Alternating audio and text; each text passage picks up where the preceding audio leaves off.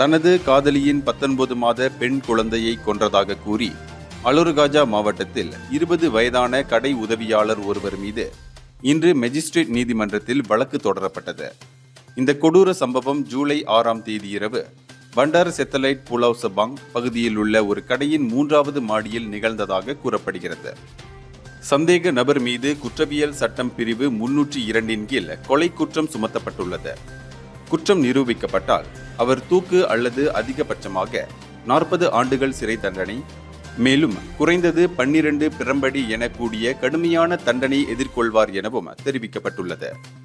நீதிபதி டாக்டர் தியோ ஷூ யி முன்னிலையில் குற்றம் வாசிக்கப்பட்ட போது சந்தேக நபர் அவர் தலையை அசைத்தாலும் இந்த வழக்கு உயர் நீதிமன்றத்தின் சட்ட வரையறைக்குள் உட்படுவதால் எந்தவொரு வாக்குமூலமும் பதிவு செய்யப்படவில்லை எனவும் தெரிவிக்கப்பட்டுள்ளது.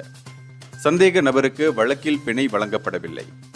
குற்றம் சாட்டப்பட்ட இளைஞருக்கு தனிப்பட்ட வழக்கறிஞர் யாரும் ஆஜராகவில்லை. நீதிமன்றம் இந்த வழக்கை மேலதிக விசாரணைக்காக செப்டம்பர் 23ஆம் தேதிக்கு ஒத்திவைத்துள்ளது. இந்தியர்களின் இதய குரல் மக்களோசை.